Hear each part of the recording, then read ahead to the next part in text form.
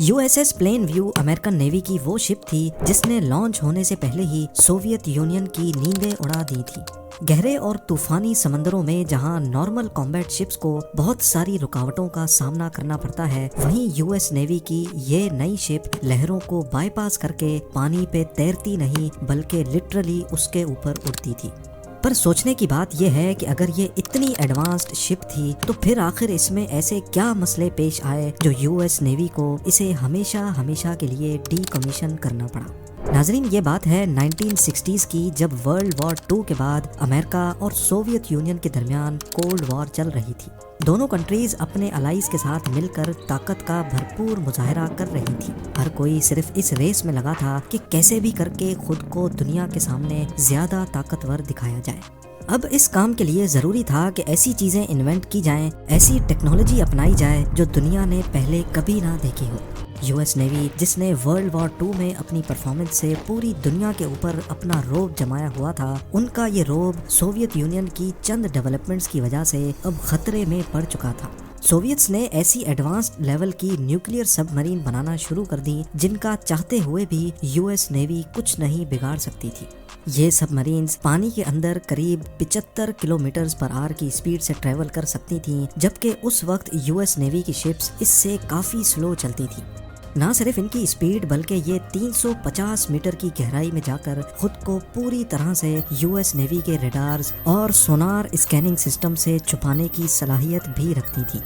America को खतरा था कि सोवियत सबमरीन्स यूएस नेवी की शिप्स को आसानी से फॉलो करके उन पर हमला कर सकती हैं, और अगर उनकी कॉम्बैट शिप्स के रडार पे डिटेक्ट भी हो गया तो फिर भी वो सोवियत सबमरीन्स का कुछ नहीं बिगाड़ पाएंगी, क्योंकि तेज चलने की वजह से ना सिर्फ उनको पकड़ना मुश्किल था बल्कि उस वक्त के टॉर्पीडो मिसाइल्स जो अंडर वाटर गाइडेड मिसाइल्स होते हैं, उनकी स्पीड भी सोवियत सबमरीन से काफी कम थी।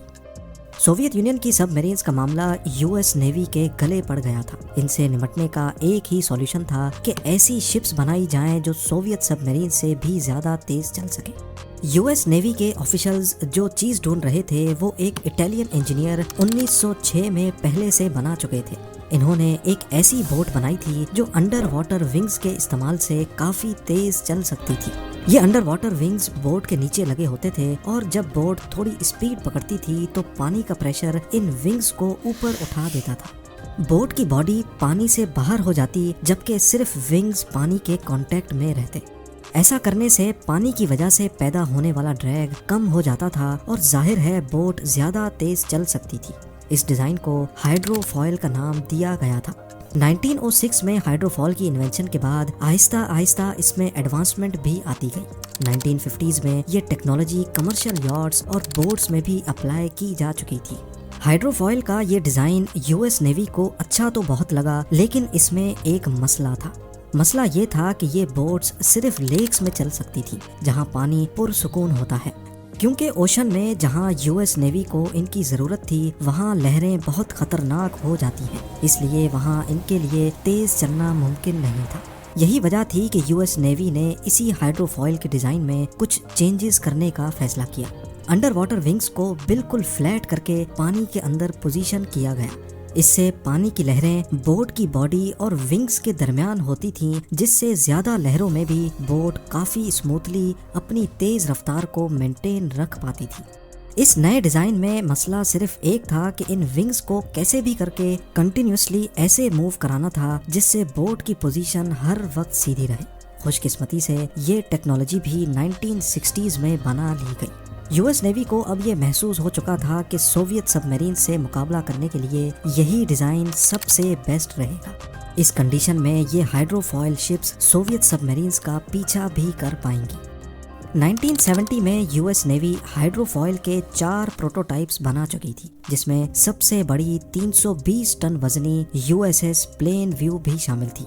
ये उस वक्त दुनिया की सबसे बड़ी हाई स्पीड हाइड्रोफॉयल शिप कहलाई जाती थी। स्लो स्पीड पे ये वैसे ही चलती थी जैसे दूसरी कॉम्बैट शिप्स चलती हैं, लेकिन जब इसकी स्पीड बढ़ानी हो तो इसके हाइड्रोफॉइल्स को हाइड्रोलिक जैक्स की मदद से नीचे कर दिया जाता था।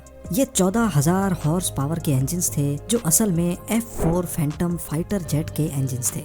प्लेन व्यू इस इंजन और हाइड्रोफॉइल की मदद से 91 किलोमीटर पर आवर की स्पीड से चल सकती थी, यानी सोवियत सबमरीन से भी 16 किलोमीटर पर आवर ज्यादा। इसके अलावा प्लेन व्यू पे एडिशनल जेट इंजन्स लगाने का ऑप्शन भी मौजूद था, जिससे वो हैरत अंगेज तौर पे 170 किलोमीटर पर आवर की स्पीड भी अचीव कर सकेंगे। पड़ा हुआ है